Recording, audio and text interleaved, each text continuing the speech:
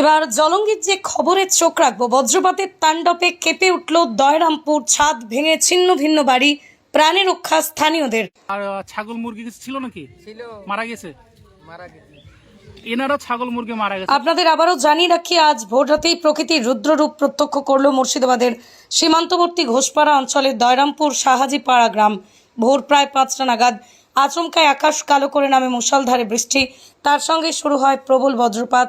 একের পর এক বজ্রপাতের শব্দে কেঁপে ওঠে গোটা এলাকা। এই বজ্রপাতের তাণ্ডব এতটাই ভয়ঙ্কর ছিল যে পরপর দুটি বজ্রপাত সোজা আঘাত হানে এক গ্রামবাসীর বাড়ির উপর। বিদ্যুতের তীব্রতায় ভেঙে পড়ে ঘরের ছাদ, তছনছ হয়ে যায় বিদ্যুৎ মিটার সহ অন্যান্য সামগ্রী।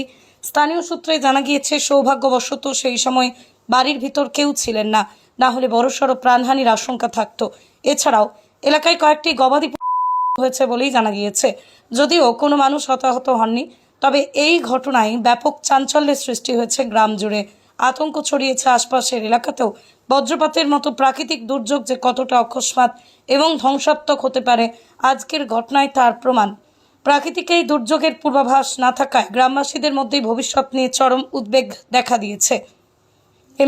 স্টোরি বাংলা, শুধু খবর নয়, সবার কথা সবার কাছে। ছাদ তো দেখলাম ভেঙে গেছে দিকটা। হ্যাঁ, ছাদ চটিছে।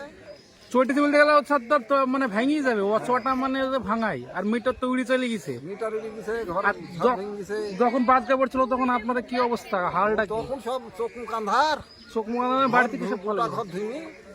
আর কোনো ক্ষয়ক্ষতি? ক্ষয়ক্ষতি বলতে গেলে তোর ঘরের ফ্রিজ মিজ যা আছে সব পুড়ে গেছে, মিটার যা আছে সব পুড়ে গেছে। বাড়ির ক্ষয়ক্ষতি হয়েছে মেলা। ফ্রিজ, তোমার ফ্রিজ, তারপরে হচ্ছে তোমার ফ্যান, লাইট সবই পুড়ে গেছে। মানে পুরো ক্ষয়ক্ষতি হয়েছে। মধু বুঝতে পারছো তো, দেরি করে লাভ নাই, আসো।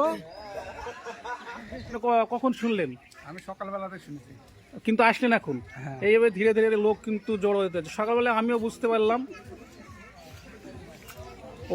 ফ্যান ট্যান সব পুড়ে গেছে। আপনাদের আর ছাগল মুরগি কিছু ছিল নাকি? ছিল, মারা গেছে। মারা গেছে। এনারা ছাগল মুরগি মারা গেছে, মানে ক্ষয়ক্ষতি এবং ক্ষতিগ্রস্ত কি হয়েছে, মেহনতি দিন দরিদ্র মানুষ, অথচ ক্ষতি কিরকম হয়েছে আপনারা বুঝতে পারছেন। সেই দিকে বিচার বিবেচনা করে কিন্তু এটা সরকারকে একটু হলেও দেখা উচিত আমার মনে হয়।